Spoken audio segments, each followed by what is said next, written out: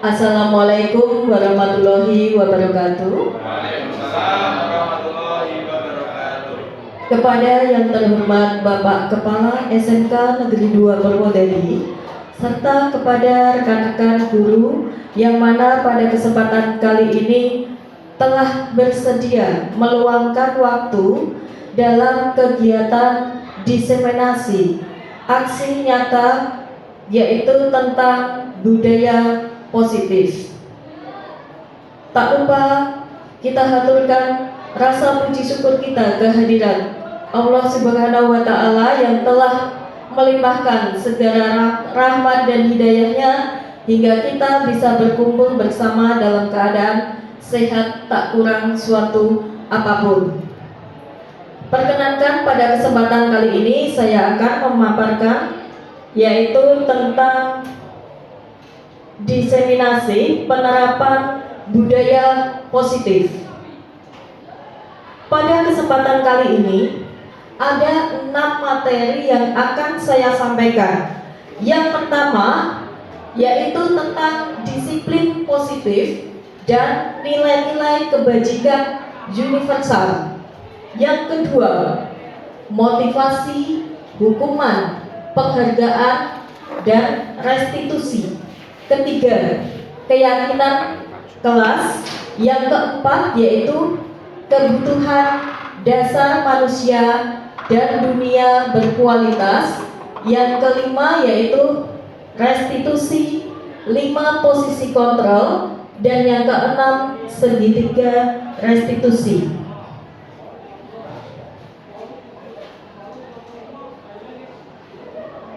Ini merupakan keenam, materi ini merupakan konsep inti dari budaya positif. Untuk selanjutnya, dasar pemikiran dari Ki Hajar Dewantara. Sebagaimana kita ketahui bahwa Ki Hajar Dewantara adalah bapak pendidikan. Beliau di sini berusaha untuk menciptakan manusia Indonesia yang beradab. Kemudian melalui salah satunya adalah pendidikan. Karena pendidikan menjadi ruang untuk berlatih, tumbuh nilai-nilai kemanusiaan yang dapat diwariskan atau diteruskan.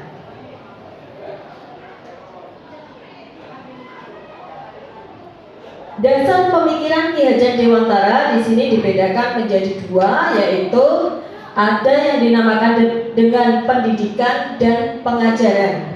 Sebagaimana kita ketahui bahwa pendidikan ini adalah memberikan tuntunan dari segala kodrat agar anak mampu mencapai keselamatan dan kebahagiaan yang setinggi-tingginya. Sedangkan pengajaran yaitu proses pendidikan dalam memberikan ilmu atau berfaedah untuk kecakapan hidup anak secara lahir maupun batin.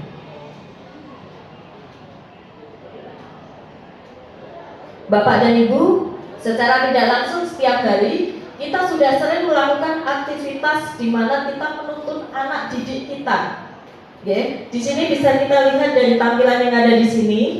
Pendidikan itu adalah menuntun dengan segala kekuatan kodrat. Di sini ada kodrat alam dan kodrat zaman. 2 kodrat itu hendaknya bisa kita terapkan di dalam kita mendidik siswa, agar siswa itu kedepannya ketika dia nanti lulus dari sekolah itu sudah mempunyai bekal atau kompetensi sehingga dia bisa untuk menghadapi tantangan ketika dia hidup bermasyarakat secara umum. Nah, mungkin di sini saya mau tanya Pak ini tadi ya? Pak Jumain, ya. Mungkin Pak Jumain tahu pripun Pak untuk pendidikan yang kita memperhatikan dari kodrat alam. Siap Bu Ye. Indah. Ini untuk diseminasi yang sangat luar biasa yang sudah disampaikan oleh beliau kita tentang ini, ada kodrat alam dan kodrat zaman. Ini menurut saya kodrat alam itu kondisi diri yang melekat pada diri yang bersangkutan atau pada peserta didik.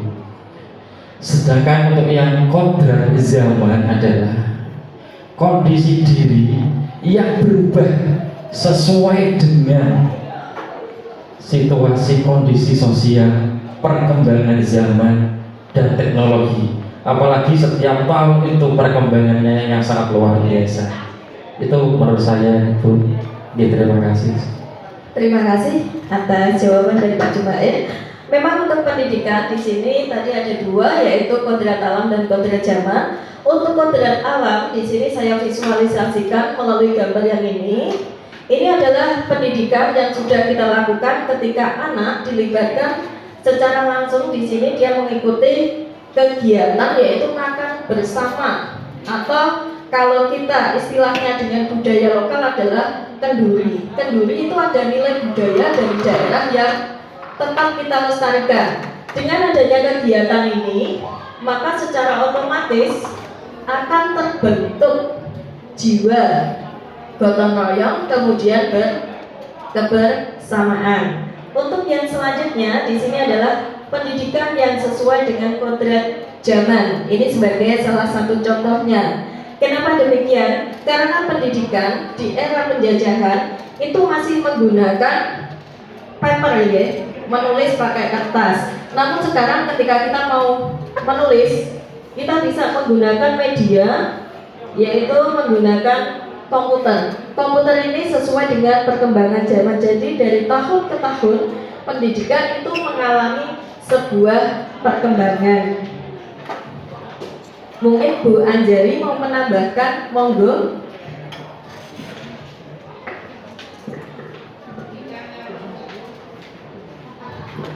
Pendidikan yang menuntun adalah sesuai dengan kodrat alam dan kodrat zaman. Jadi pendidikan menuntun itu sendiri, kadang kita berpikir bahwa anak-anak itu seperti seolah-olah seperti selembar kertas putih yang bisa kita cara-cara semau kita. Kamu harusnya begini, kamu sebaiknya begini, kamu harus mohon maaf, sebaiknya kita tidak menggunakan kata-kata harus, karena kalau harus itu berarti kan anak tidak boleh memilih. Kamu harus makan ini, sedangkan sebetulnya dia tidak mau. Itu yang harus kita hindari, sebaiknya kita hindari. Tadi yang proses menuntut. Kemudian untuk yang kodrat zaman dan kodrat alam, benar Bu Indah, kita kodrat alam di lingkungan pedesaan pasti berbeda dengan kodrat alam di lingkungan di daerah laut, di daerah pantai. Ada teman saya di daerah Papua yang rumahnya di dekat danau. Jadi ketika musim ikan, anak-anak banyak yang tidak masuk. Ya mau diapain lagi, karena mereka membantu orang tua untuk mencari ikan di danau. Seperti kita dulu awal-awal saya mengajar di sini, ada anak PKL yang sampai beberapa hari izin tidak masuk PKL. Sampai saya home visit, ternyata diminta orang tuanya untuk ikut tandur. Alasannya daripada jagulke sedina 1.000 mending kulo ngomong anak kulo butuh sabit. Nah itu kan kita sebaiknya memahami. Tapi kalau di ilmu di BK itu sudah pelanggaran ya Bu Puji. Nah ini kan ada kebijakan dan kebijaksanaan kita untuk mengatasi tersebut. Kalau memang anak itu melanggar ya benar melanggar. Tapi kalau sesuai dengan kodrat alam ini kita maklum. Kemudian kodrat zaman sekarang sudah paperless Bapak Ibu. Ketika anak-anak kemarin saya juga mengawasi banyak yang tidak bawa pulpen, karena memang saya sendiri juga kadang suka tidak bawa pulpen juga, karena semua sudah ada di sini, sudah ada di laptop, ada di iPad. Jadi menulis pun sudah ada penggantinya. Jadi sudah tidak zamannya lagi mencatat. Anak-anak ibu mau rapat sebentar silahkan mencatat. Nah itu sudah nggak ada. Mungkin kalau matematika beda lagi, karena matematika tetap harus menulis atau menulisnya mungkin bukan pakai media kertas atau pensil tapi pakai media lain. Mungkin seperti itu Bapak Ibu. Jadi kita harus menyesuaikan perkembangan anak-anak sekarang yang memang paperless dengan menggunakan, kalau saya tugas itu terus terang saya tidak mau ulangan Bapak Ibu, tidak pernah saya memberi ulangan karena toh podowai contoh-contohkan ngapain, wasting time. Lalu saya lebih sering ke project, jadi mereka upload di sosmednya, kemudian saya diberi link sosmed. Mungkin seperti itu contohnya Winda. Terima kasih. Iya, ya, terima kasih Bu Anjali atas masukannya. Ya, kita lanjutkan saja ya. Nah, di sini bisa kita lihat Bapak dan Ibu, kita amati bahwa pendidikan ini berpusat pada murid. Sekarang saat ini pendidikan itu diharapkan itu berpusat pada murid, bukan lagi berpusat pada guru, di mana murid diberikan kesempatan untuk berperan aktif selama pendidikan itu berlangsung. Yaitu sebagai contoh, di sini siswa berkreasi. Siswa yang berkreasi ini bisa kita lihat ketika anak didik kita melakukan kegiatan P5 kemarin ya. Kemudian yang kedua yaitu pembelajaran dengan bermain. Kemudian yang ketiga yaitu pembelajaran yang dilakukan di luar ruangan, di mana anak-anak ketiga model contoh ini mereka melakukan sebuah proses pembelajaran yang bervariasi, ya, ada berkreasi, kemudian bermain, serta berdiskusi yang dilakukan di luar ruangan. Selanjutnya bahwa untuk perkembangan anak, psikologis anak ini kita bedakan menjadi usia 0 sampai 8 tahun, 9 sampai 16 tahun, dan 17 sampai 24 tahun. Pada usia 0 sampai dengan 8 tahun ini kita sebut dengan masa wiraga. Sedangkan pada usia 9 sampai 16 tahun itu adalah masa wiraga juga. Kemudian 17 sampai 24 tahun di sini adalah masa wirama. Jadi perkembangan anak itu sangat berbeda sekali. Dan pendidikan yang dilakukan di sini adalah sesuai dengan usia anak tersebut. Kalau kita amati di sini pada usia di mana 0 sampai 8 tahun, biasanya dia akan pendidikan itu akan mengikuti dari perkembangan tubuhnya, yaitu jasmani dan panca indera. Biasanya ini terjadi di usia anak sekolah dari PAUD sampai 8 tahun itu biasanya kelas 3 SD. Kemudian untuk usia yang 9 sampai 16 tahun ini masa peralihan, yaitu 9 tahun itu kira-kira masih SD, kemudian 16 tahun anak masih SMK. Jadi tingkat pendidikan yang dilakukan juga berbeda. Di sini mereka ketika usia 9 sampai 16 dia sudah mengetahui perkembangan daya jiwanya, terutama pikiran anak. Dan usia 17 sampai 24 tahun itu adalah masa wirama, di mana dia bisa mengatur dirinya sendiri, kemudian dia bisa mengolah budi sebagai bekal nanti untuk hidup di dalam masyarakat.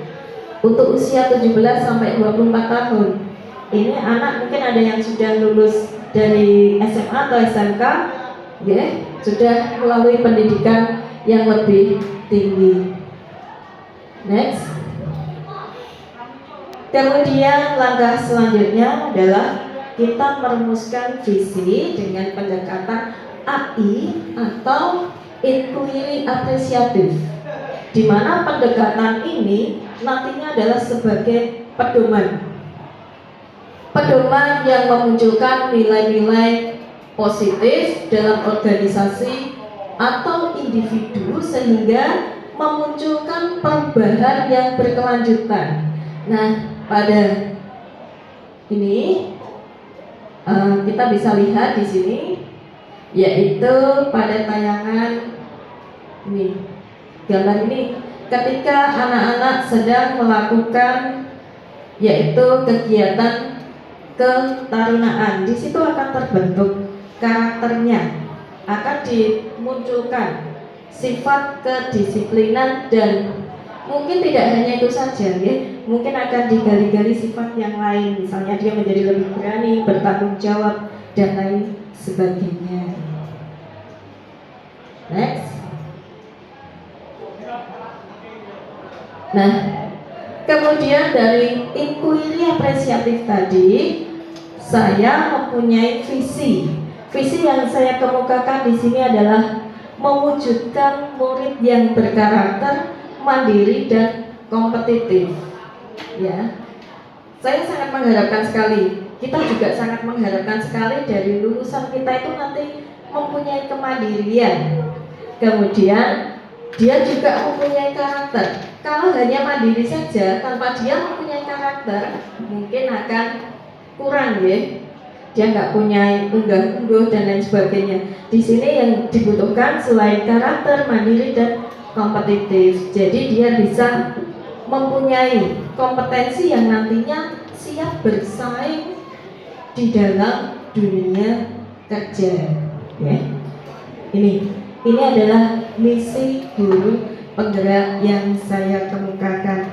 Mungkin ada tanggapan dari Pak Lili atau Pak Suko, monggo.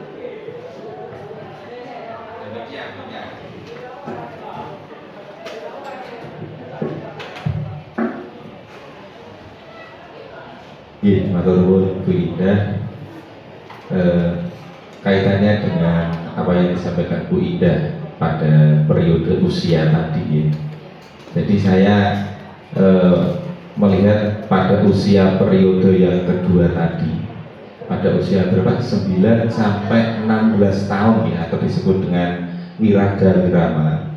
Itu kan memang di situ tadi disampaikan Bu Indah adalah usia-usia peralihan. Maka di situ memang kita harus memberikan perhatian ekstra pada anak-anak kita, atau kita bisa lebih menyebutnya biasanya itu masa-masa puber ya, masa-masa itu. Sehingga pada masa itu anak-anak kecenderungannya itu ingin melakukan sesuatu atau ingin mencoba sesuatu.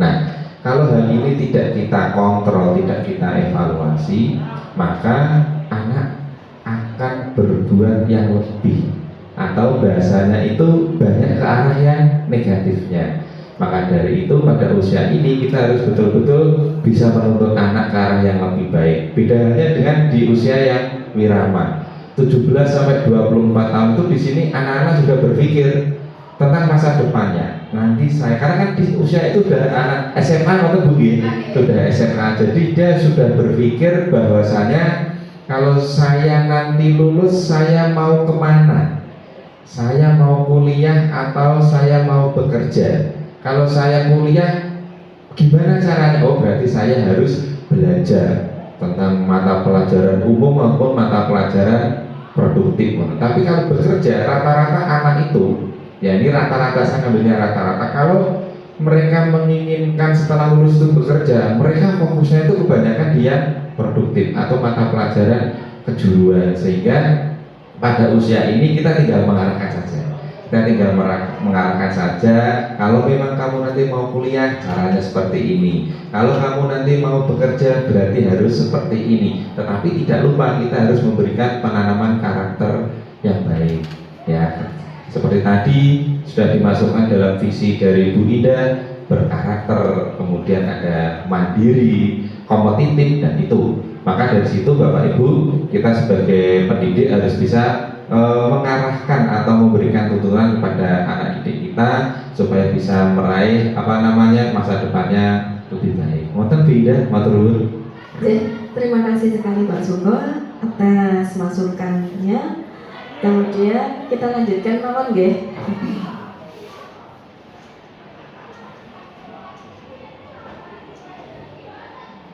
Nah, tadi setelah dari Pak Suko tentang wirama, wiraga, kemudian di sini tadi saya memberikan visi dari guru penggerak. Kemudian ada pendekatan inquiry apresiatif. Dari pendekatan itu nanti saya membuat sebuah prakarsa perubahan. Prakarsa perubahan di sini yang saya angkat adalah meningkatkan prestasi siswa dengan pembelajaran kolaboratif. Kenapa saya mengambil kolaboratif? Karena saya mengamati dan saya melihat di situ banyak sekali anak-anak yang suka bergerombol. Ketika dia melakukan sebuah pembelajaran, terutama untuk praktek, apabila itu ada kelompok, salah satu anggota kelompoknya mungkin ada yang kurang pandai, katakanlah seperti itu, nanti kita bisa gabungkan dengan siswa yang lain yang pandai, sehingga nanti di situ bisa saling menutupi kekurangan tersebut. Sehingga dari sini ketika sudah dilakukan pembelajaran secara kolaboratif atau bekerja sama, maka di situ nanti hasil prestasinya yang diperoleh adalah adanya suatu peningkatan. Ini akan berbeda sekali Bapak dan Ibu apabila kita lakukan pembelajaran yang secara individu. Kalau kolaborasi yang selama ini kita bisa temui, anak-anak lebih bersemangat, apalagi satu tugas misalnya kita berikan dikerjakan secara bersama-sama, mereka bisa secara maksimal untuk menyelesaikan dan mengerjakan tugas tersebut sehingga nanti mendapatkan hasil yang terbaik. Ngoten nggih. Ini adalah gambaran dari siswa yang melakukan pembelajaran secara kolaborasi, yaitu dengan berdiskusi, kemudian dengan bekerja sama dalam satu kelompok mengerjakan tugas. Dan ini adalah dari pembelajaran, proses pembelajaran tadi, di mana di sini bisa menghasilkan sebuah karya. Karya itu bisa ditampilkan. Yang bisa kita lihat kemarin adalah saat kegiatan parade seni budaya, di mana di situ guru dan siswa dilibatkan secara aktif. Kemudian untuk pendekatan paradigma inquiry apresiatif, di sini kita kenal dengan Bagja. Bagja di sini langkah yang pertama adalah buat pertanyaan, ambil pelajaran, gali mimpi, jabarkan rencana, dan atur eksekusi. Jadi kelima langkah di dalam paradigma inquiry apresiatif ini bisa kita lakukan secara berurutan, dimulai dari B, yaitu kita membuat sebuah pertanyaan. Pertanyaan apa yang akan kita kemukakan? Kemudian yang A, yaitu ambil pelajaran. Apa yang bisa kita ambil dari hal yang akan kita lakukan? Yang D, gali mimpi. Impian kita ke depan itu seperti apa? Kemudian C, jabarkan rencana. Kalau kita sudah punya mimpi, kita tentunya mempunyai rencana. Okay. Kemudian yang A, yaitu atur eksekusi. Sama halnya misalnya Bu Dewanti mempunyai impian, anak didik saya besok supaya semuanya bisa menjadi siswa yang mempunyai prestasi, atau mungkin mereka bisa ikut lomba semua minimal di tingkat kabupaten. Tentu Bu Dewanti dia akan melakukan langkah-langkah ini. Itu hanya sampel saja. Kemudian yang selanjutnya yaitu disiplin positif. Kita sering mendengar kata disiplin, dan kata disiplin itu sudah tidak asing lagi bagi kita. Disiplin itu sebenarnya berasal dari bahasa Latin, yaitu disiplinnya, yang artinya adalah belajar. Nah, kalau di sini disiplin ini sudah tumbuh dalam diri anak, maka dengan kedisiplinan itu akan membuat sebuah perubahan, anak menjadi patuh. Kemudian selain dia patuh, dia juga akan bisa menghargai dan mempunyai sebuah tujuan yang mulia. Ya. Ini bisa kita lihat contoh kedisiplinan di sini adalah yang sering kita lakukan sebenarnya Bapak dan Ibu, yaitu salah satunya yaitu melalui kegiatan upacara bendera maupun apel pagi. Itu tidak hanya itu saja, ya. Mungkin ada hal-hal lain juga yang berkaitan dengan disiplin ini bisa kita lakukan. Ya. Mungkin dari Bu Puji selaku guru BK ada yang mau ditambahkan untuk kedisiplinan anak didik kita, Bu? Monggo.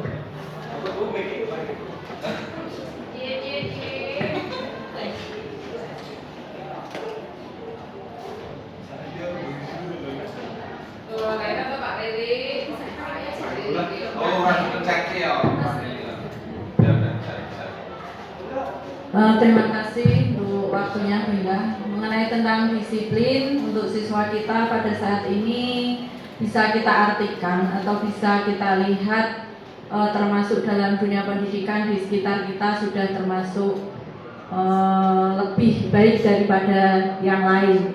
Nah, untuk disiplin sendiri ini nantinya akan dibawa mereka pada dunia kerja maupun di tingkat selanjutnya. Makanya dari awal kita sampaikan, kita biasakan, kita budayakan untuk anak-anak kita sebagai modal awal ke selanjutnya itu memang fondasi dasarnya adalah disiplin.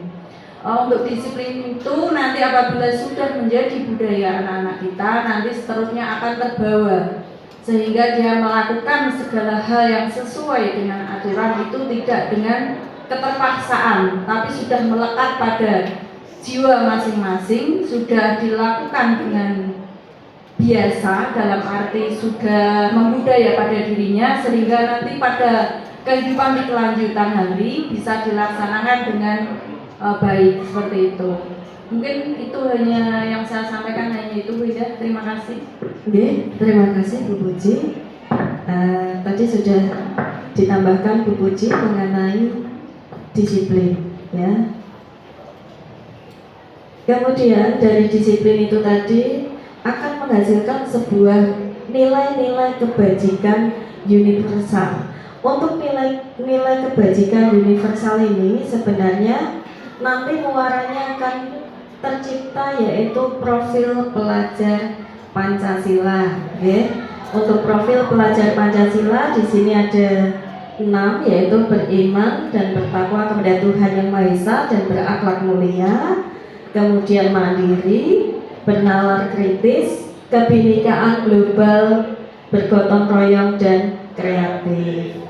Menurut Bapak Ibu untuk profil pelajar Pancasila di sekolah kita ini sudah tertanam dengan baik nggih? Sudah ya? Sudah ya? Ya, alhamdulillah sudah. Sudah ya? Ya.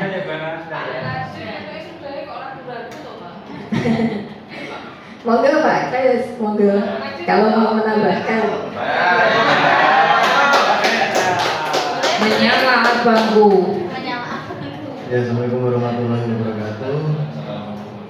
Untuk penerapan nilai-nilai dari Madya Sangkaan V2 sebenarnya sudah berjalan dengan lancar, dengan baik, dengan terbukti kegiatan yang kemarin yang sudah diselenggarakan itu dengan apa yang kemarin itu ya? Temanya apa Bu? Yang bukan Pak. Yang kebinekaan global ya. Apa kayak itu berkelanjutan itu semua sudah dijalankan dengan baik, terbukti dengan kegiatan anak-anak yang sudah bisa mengimplementasikan ke kehidupan sehari-harinya. Mungkin itu saja bintang yang dapat saya sampaikan. Terima kasih. Wassalamualaikum warahmatullahi wabarakatuh. Waalaikumsalam warahmatullahi wabarakatuh. Nggih, matur nuwun sangat Pak Kris. Monggo Pak Suko kelihatannya tadi mau mengutarakan sesuatu. Ini aja, ini aja.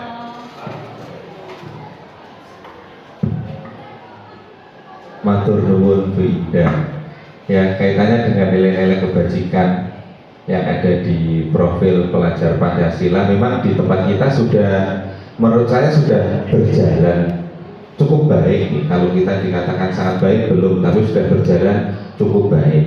Hanya saja yang perlu kita tekankan saat ini Bu Ida, mungkin pada poin 1 ya, yang berakhlak mulia ini, untuk karakter anak-anak kita untuk saat ini, kalau saya mengatakan atau mungkin bahkan saya boleh membandingkan gitu ya dengan beberapa tahun yang lalu tempat ini ya, itu menurut saya terjadi penurunan adab atau karakter anak ya, mulai dari bagaimana anak itu menyapa anak, dia berkata dan lain sebagainya. Maka dari itu yang perlu kita tekankan dalam nilai-nilai kebajikan profil pelajar Pancasila itu adalah yang paling penting menurut saya Bu, kalau beriman bertakwa kepada Tuhan, anak-anak insya Allah lah sudah menjalankan itu. Hanya saja akhlak anak-anak untuk saat ini mungkin perlu kita tingkatkan kembali, mungkin nanti melalui salah satunya peran dari guru BK, salah satunya nih. Tetapi yang paling penting adalah setiap pembelajaran kita memberikan penanaman karakter tentang nilai-nilai kebajikan di dalam kelas. Mungkin itu Bu Ida, matur nuwun. Matur nuwun sangat Pak Suko untuk masukannya tentang nilai-nilai kebajikan dari profil pelajar Pancasila. Oke, kita lanjutkan saja Bapak dan Ibu.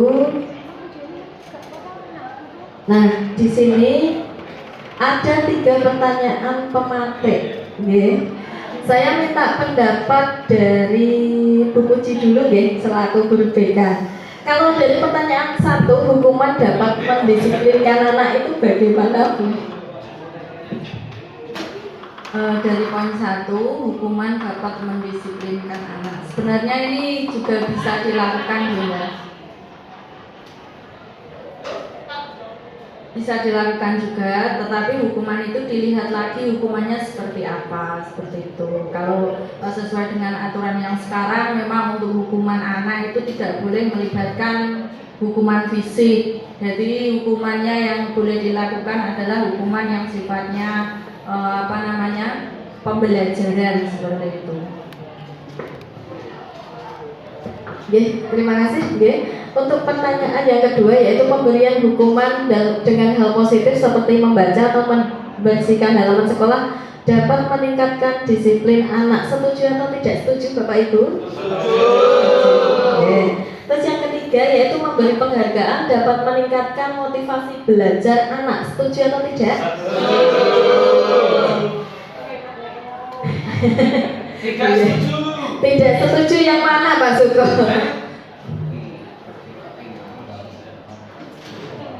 Tidak setujunya yang mana mungkin Pak Suko? Tidak setuju semua. Lah kan itu kan pendapat ya. Kita kan Oke, kita kan pendapat ya. Kalau saya berpendapat, mungkin teman-teman yang lain punya pandangan. Kalau hukuman dapat mendisiplinkan anak, itu setuju. Kalau saya ya mungkin kurang setuju ya, kurang setuju. Nomor 2 kurang, berarti apa ini? Setuju. Oh, setuju atau tidak setuju? Wes tidak setuju. Tidak Nah, setuju. saya ke arah tidak setuju. Tidak. Nomor 2, pemberian hukuman dengan hal positif seperti membaca atau membersihkan halaman, saya tidak setuju. Karena membaca itu bukan suatu hukuman. Itu harus kita budayakan. Ya.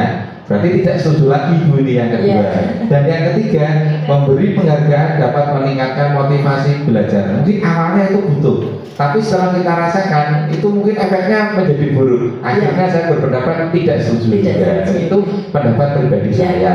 Monggo nanti kita mungkin masing-masing guru masing-masing punya pendapat yang berbeda mengenai pernyataan ini. Matur nggih, matur nuwun.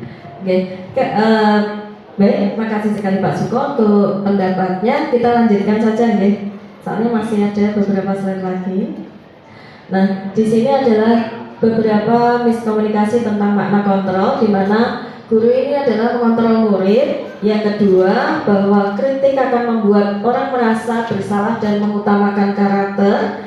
Yang ketiga, penguatan positif berupa bujukan. Ini akan efektif dan bermanfaat. Sedangkan yang keempat, orang dewasa memiliki hak untuk memaksa. Ini menurut teori kontrol dari Dr. William Glasser. Nah, kita lanjutkan next saja.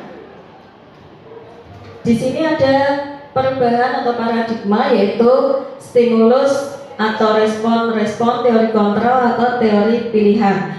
Yang pertama yaitu kita mencoba mengubah agar orang itu mempunyai pandangan sama dengan kita. Kemudian yang kedua, perilaku buruk dilihat sebagai suatu kesalahan. Yang ketiga, orang lain bisa mengontrol saya. Yang keempat, saya bisa mengontrol orang lain. Yang kelima, pemaksaan ada pada saat bujukan gagal. Yang terakhir yaitu model berpikir menang atau kalah. Sedangkan untuk teori kontrol atau pilihan, di sini kita berusaha memahami pandangan orang lain tentang dunia. Sedangkan yang kedua yaitu semua perilaku memiliki tujuan. Ketiga, hanya Anda yang bisa mengobrol diri Anda. Kemudian yang keempat, Anda tidak bisa mengontrol orang lain. Yang kelima, kolaborasi dan konsensus menciptakan pilihan-pilihan baru. Yang terakhir yaitu model berpikir menang-menang. Jadi keempat hal ini saling berkaitan. Motivasi itu apa, hukuman itu apa, penghargaan dan restitusi itu apa. Nah, kita coba di sini kaji lebih lanjut, yaitu untuk motivasi itu sendiri. Nanti teorinya motivasi itu dibedakan menjadi dua, yaitu adanya motivasi internal maupun motivasi eksternal. Untuk motivasi internal, muaranya nanti adalah tujuannya bisa menciptakan sebuah disiplin positif. Jadi motivasi internal itu berasal dari dalam diri kita sendiri. Sedangkan untuk motivasi eksternal, ini motivasi yang terdapat pengaruh dari luar. Misalnya di sini adalah untuk menghindari ketidaknyamanan atau hukuman. Apa yang akan terjadi apabila saya tidak melakukannya? Kemudian untuk motivasi eksternal yang kedua yaitu untuk mendapatkan imbalan dari orang lain. Berarti kan ada sebuah pengharapan. Ya, itu apa yang dapat saya lakukan, ya. Jadi kalau yang internal itu dari dalam, sedangkan yang eksternal itu ada pengaruh dari luar, ya, betul. Kemudian dihukum oleh penghargaan. Bagaimana maksudnya? Di sini adalah dihukum dengan penghargaan. Mungkin kita akan bertanya, oh aku dihukum, tapi kenapa kok aku dapat penghargaan seperti itu?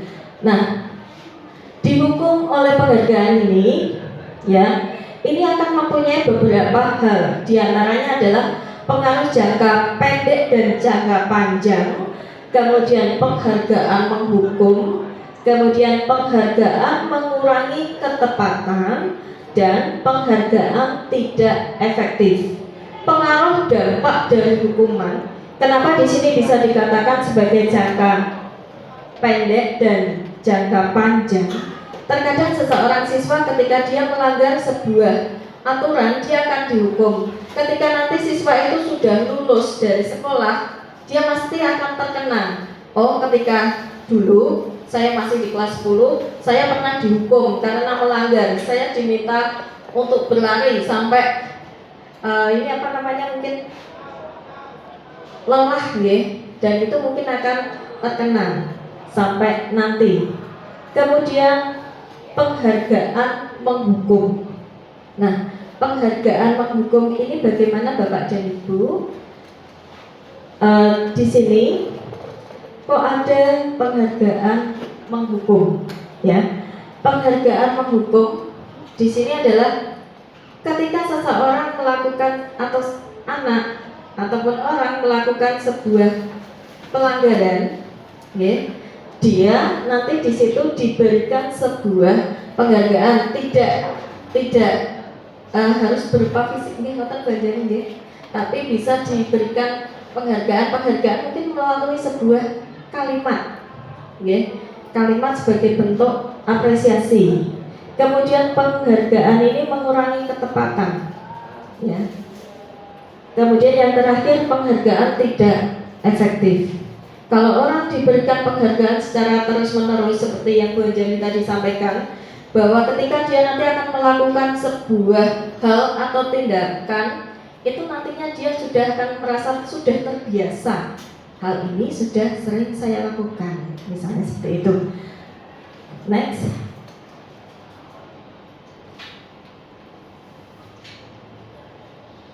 Nah, di sini ada bentuk program kebajikan.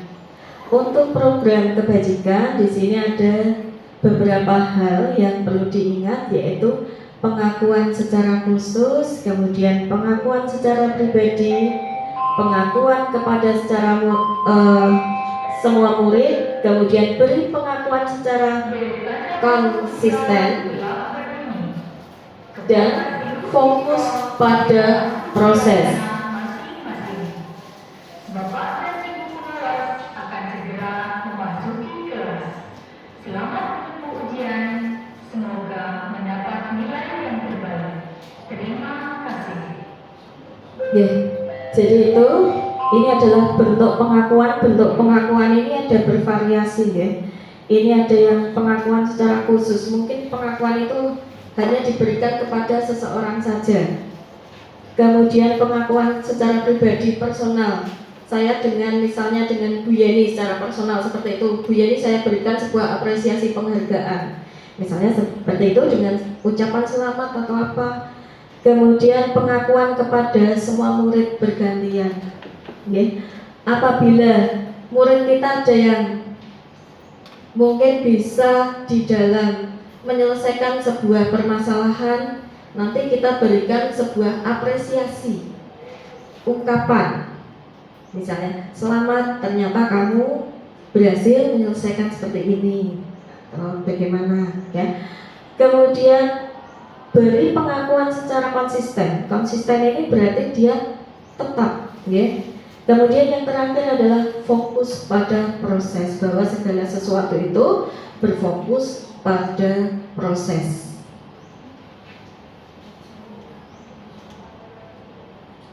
Kemudian di sini adalah contoh ini bisa kita lihat, yaitu pembukanya. Misalnya kemarin saya perhatikan nilai kebajikan adalah rasa empatimu di sini adalah besar sekali. Kemudian situasi pada saat menolong murid baru di kelas kita, empati itu adalah rasa yang ada dalam diri kita. Ya, empati, kemudian ada saya menghargai, kemudian kalau menghargai nanti di situ untuk nilai kebajikannya adalah kepedulian situasi, yaitu membantu teman-teman di dalam menyelesaikan tugas kelompok. Kemudian pembuka yang terakhir yaitu terima kasih, nilai kebajikan yang tertuang yaitu rasa tanggung jawab, situasi yaitu kita diminta atau mungkin memungut kertas-kertas yang berserakan di lantai agar nanti bisa kelihatan bersih kembali. Nah, di sini saya mau minta pendapat. Kita awali dari mana ini? Dari Pak Suko, ya? Ya, monggo Pak Suko untuk yang ke-1. Tindakan nanti cukup memilih konsekuensi atau hukuman, ya. Nanti berurutan saja, nanti monggo Pak Suko. Mencatat 100 kali di dalam buku dengan kalimat saya tidak akan terlambat lagi karena terlambat ke sekolah. Kalau menurut saya itu adalah sebuah hukuman, Bu. Nggih, monggo Pak Lili. Nah, apa ini untuk lari mengelilingi yang nomor 2. Ya. Jadi menurut saya itu merupakan suatu hukuman. Monggo Pak. Monggo Pak Rahman. Untuk yang ketiga, murid diminta untuk push up 15 kali karena tidak menggunakan masker ke sekolah, itu bukan suatu hukuman ya. Nggih. Maksudnya apa Pak? Maksudnya Konsekuensi kalau di zamannya COVID ya. Oke, monggo. Selanjutnya monggo Pak Agung. Maksudnya nanti hukuman atau konsekuensi? Menggantikan kertas tugas teman yang telah dicoret-coret Pak Agung. Maksudnya hukuman atau konsekuensi? Ya? Konsekuensi itu. Konsekuensi. Monggo salajengipun Bu Ana. Membersihkan tumpahan air di meja tulis karena tersenggol pada saat belajar. Konsekuensi. Konsekuensi. Monggo Bu Yeni. Murid disuruh untuk tidak mengenakan sepatu sehari di sekolah karena tidak mengenakan sepatu hitam. Menurut saya itu konsekuensi. Nah, selanjutnya Bu Puji. Lari mengelilingi lapangan basket 2 kali karena terlambat 10 menit untuk pelajaran PJOK. Konsekuensi juga. Konsekuensi. Nah, dari sini tadi Bapak dan Ibu sudah menjawab. Kita lihat jawabannya, ya. Nah, yang pertama tadi adalah hukuman. Kemudian ada konsekuensi, hukuman, dan konsekuensi. Kalau lari mengelilingi lapangan 2 kali karena terlambat 10 menit ketika mengikuti pelajaran olahraga, kenapa di sini konsekuensi? Karena di dalam olahraga itu kan kita melakukan kegiatan fisik. Nah, di sini lari kan juga fisik, jadi searah, bukan sebuah hukuman. Kalau untuk menggantikan kertas tadi konsekuensi, membersihkan tumpahan air juga konsekuensi.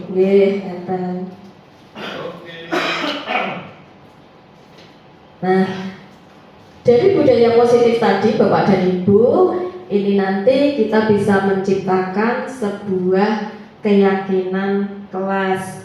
Setiap kelas tentu mempunyai sebuah keyakinan, dan keyakinan kelas ini biasanya kita lakukan secara bersama-sama dengan siswa-siswi kita melalui sebuah kesepakatan, ya.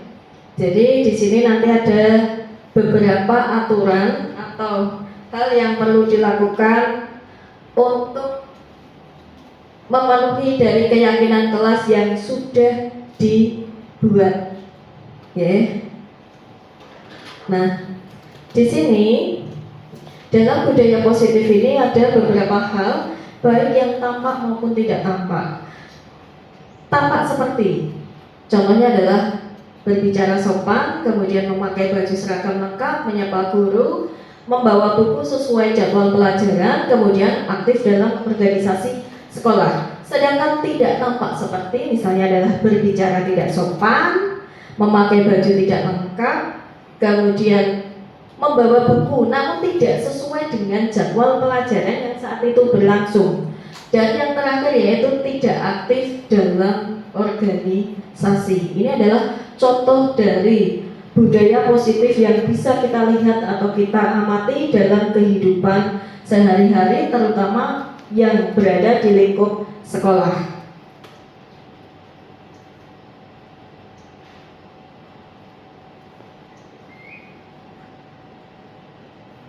Nah, di sini tadi dari keyakinan kelas ini biasanya kita akan membuat sebuah peraturan, ya.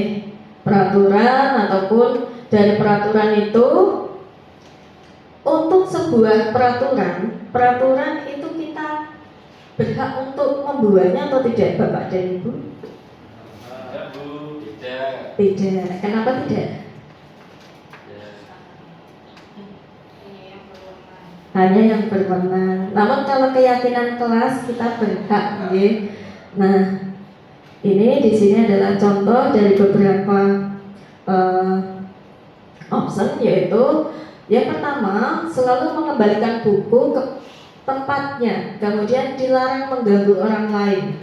hadir di sekolah 15 menit sebelum pembelajaran dimulai, kemudian dilarang melakukan kekerasan, dilarang menggunakan narkoba bergantian atau menunggu giliran, kemudian gunakan masker, dan jangan berlari di kelas atau koridor. Itu adalah contohnya dari peraturan. Sedangkan keyakinan kelasnya nanti bagaimana?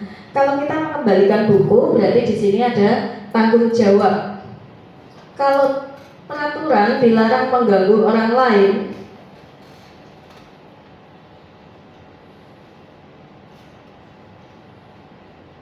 dilarang mengganggu orang lain di sini adalah untuk keyakinan kelas, yaitu menghormati orang lain.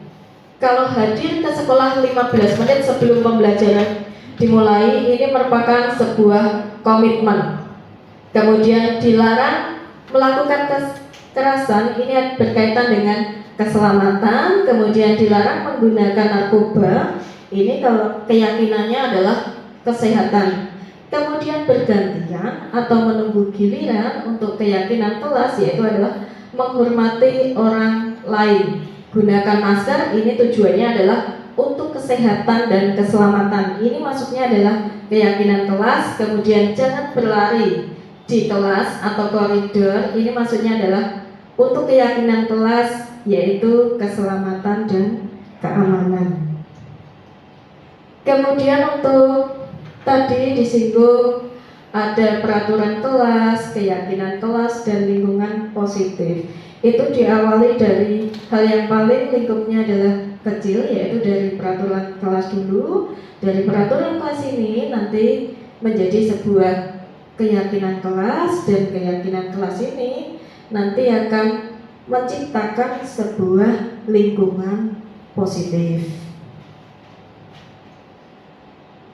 Nah, lingkungan positif ini nanti akan lebih luas lagi cakupannya sehingga menjadi sebuah budaya positif. Ya. Nah, kebutuhan dasar manusia bisa kita lihat di sini ada yang membutuhkan kasih sayang dan rasa diterima. Ya. Ini adalah kebutuhan dasar. Ya. Atau belonging. Yang kedua adalah penguasaan atau power. Ketiga fun. Keempat freedom atau kebebasan. Kesenangan, contohnya kesenangan misalnya apa nih? Karaoke kan Bu? Karaoke. Ya.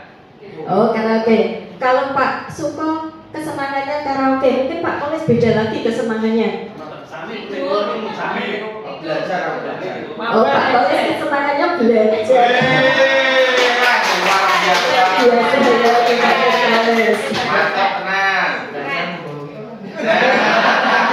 Jangan Bapak, jangan kemudian.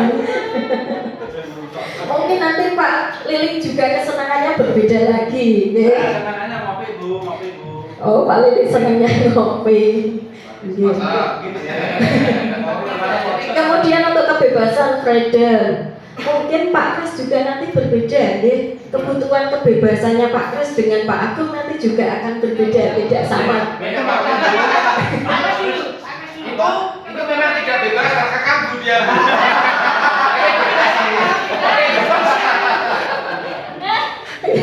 Jadi untuk kebutuhan freedom kebebasan ini antara Pak Kris dengan Pak Agung nanti beda ya. Pak Kris itu semuanya nonton Bu. Oh Pak, sukanya nonton ya. Kemudian untuk kebutuhan selanjutnya yaitu ada penguasaan, ya di sini ada power. Kemudian pada poinnya intinya adalah bagaimana kita bertahan hidup. Di dalam hidup ini tentu ada kebutuhan ini yang harus dipenuhi. Apakah mungkin kita bisa bertahan hidup dengan tanpa beban? Itu jelas tidak mungkin, karena setiap orang itu mempunyai beban masing-masing, ya. Nah, di sini dalam bertahan hidup ini keempat komponen kebutuhan ini yang ada di luar ini juga sebaiknya dipenuhi, ya. nanti kebebasan saja juga tidak mungkin tanpa ada kasih sayang tanpa adanya penguasaan juga tidak mungkin, ya. Kesenangan saja tanpa kebebasan juga tidak mungkin.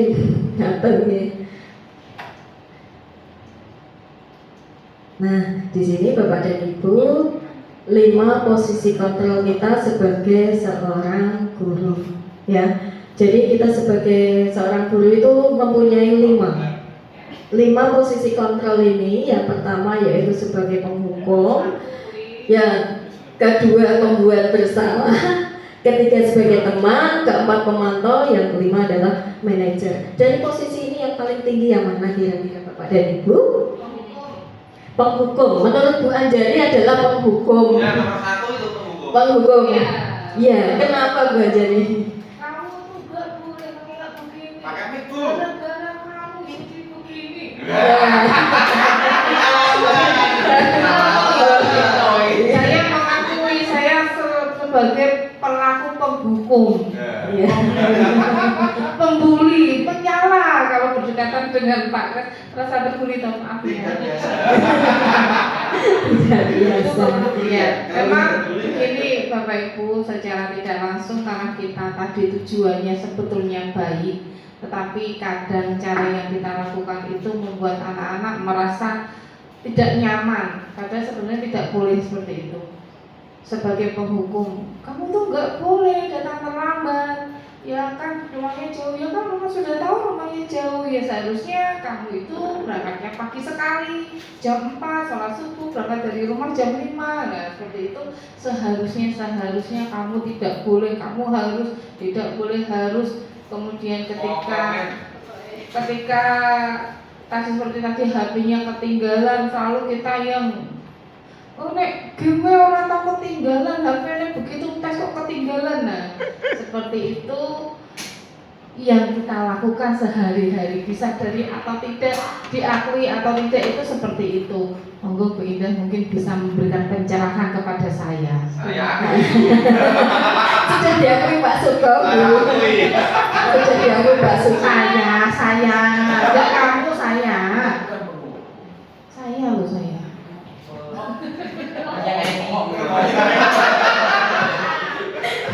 Kalau Pak Nurkolis istilahnya lain, Bu, bukan penghukum. Monggo Pak Nurkolis.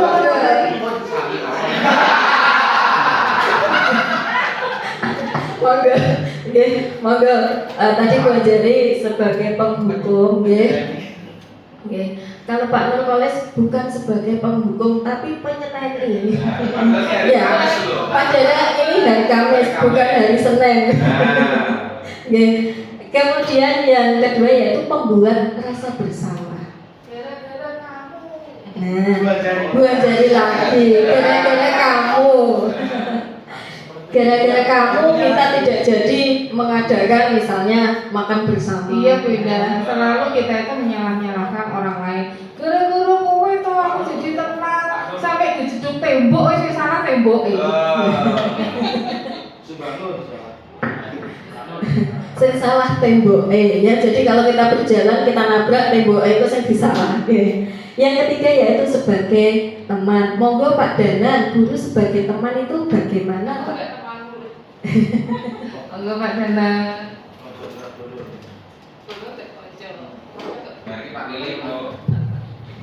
Terima kasih Bu Indah. Guru sebagai teman. Kalau menurut saya, ini kita membuat sebagai guru, kita memposisikan diri kita malah sepertinya sepadan dengan peserta didik. Jadi kita seperti temannya. Saya pernah memposisikan diri saya sebagai teman juga, tapi salahnya kalau sebagai teman itu kita bisa kita tidak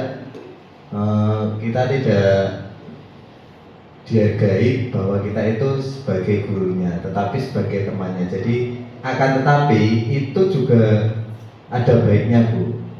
Jadi anak-anak itu curhat apapun itu diceritakan kepada kita. dari pribadinya masing-masing sampai curhat bahwa dia itu punya masalah dengan temannya sampai sedalam-dalamnya itu diceritakan. Itu pengalaman saya memposisikan diri sebagai teman peserta didik seperti itu. Terima kasih. Matur nuwun Pak Danan. Mungkin dari Pak Kris Bapak Guru sebagai pemantau, monggo Pak.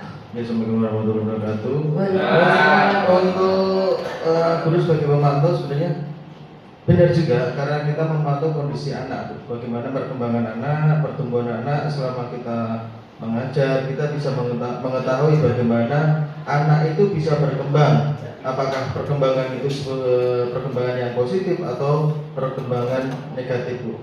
Makanya guru sebagai pemantau adalah benar menurut saya, karena kita bisa mengetahui kehidupan anak pada saat KPM, pada saat belajar mengajar, kita mengetahui perkembangan anak seperti apa. Mungkin itu saja. Terima kasih.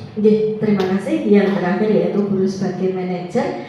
Mungkin Pak Lili sakit menambahkan bagaimana Pak Lili guru itu bisa dikatakan sebagai seorang manajer. Manajer itu kunci. Monggo. Terima kasih atas waktunya. Di sini 5 posisi kontrol guru, salah satunya guru sebagai manajer. Jadi benar yang diselatkan di situ. Jadi kita sebagai guru juga harus memposisikan juga sebagai manajer, artinya segala sesuatu itu harus mengikuti arahan kita. Jadi siswa tidak boleh keluar dari koridor, dan di situ fungsi dari manajer yaitu agar supaya pembelajaran di sini dalam artian pembelajaran sistem KPM itu berjalan dengan baik dan tidak ada siswa yang artinya keluar dari yang direncanakan itu menurut saya. Terima kasih. Terima kasih sekali Bapak dan Ibu semua. Di sini tadi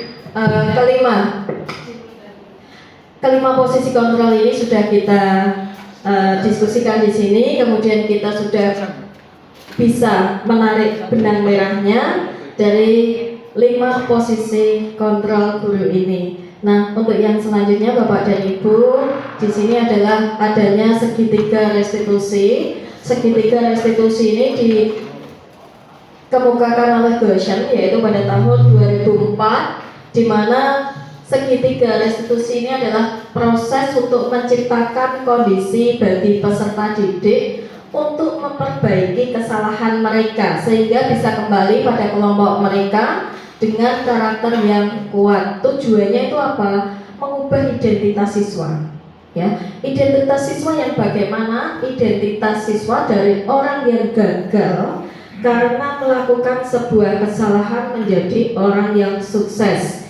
Kemudian restitusi ini bukan untuk menebus kesalahan tetapi untuk belajar dari kesalahan.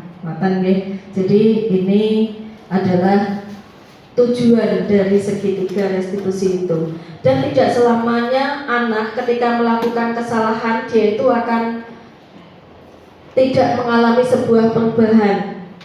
Jadi anak ketika melakukan sebuah kesalahan suatu waktu, suatu ketika dia akan berproses, ya, dari orang yang gagal nanti suatu ketika dia akan menjadi orang yang sukses. Dengan apa? Dengan memperbaiki mungkin perilaku, karakter, atau mungkin dia bisa menciptakan sebuah sesuatu hasil karya di mana karya itu diakui oleh orang lain. Nih, ini adalah segitiga restitusi. Di sini ada tiga langkah, ya, yaitu menstabilkan identitas, kemudian validasi tindakan yang salah, kemudian yang terakhir adalah menanyakan keyakinan. Dari segitiga restitusi ini sudah sering kita lakukan Bapak dan Ibu dalam praktek sehari-hari. Kita sering mendapati siswa kita yang mempunyai permasalahan. Mungkin ketika kita praktek ada anak yang tidak memakai baju wirpak pada saat jam pembelajaran produktif atau praktikum. Kemudian tidak hanya itu saja Bapak dan Ibu, bagaimana langkah-langkah yang dapat kita lakukan? Biasanya anak itu kita panggil, kemudian kita ajak diskusi, kita berikan pengarahan. Dari pengarahan itu nanti anak akan tahu bahwa kesalahan itu nanti kedepannya dia tidak akan mengulangi lagi. Ya, itu adalah contohnya. Kemudian selain segitiga restitusi, sebenarnya tujuan muara kita di sini adalah profil pelajar Pancasila. Untuk profil pelajar Pancasila itu ada 6 tadi, yaitu beriman dan bertakwa kepada Tuhan Yang Maha Esa, kemudian berkebinekaan global, bergotong royong, kreatif, benar, kritis, dan mandiri. Ini adalah contoh dari gelar karya kemarin, ya, gelar karya dari kegiatan P5 yang sudah dilaksanakan anak-anak di sekolah kita.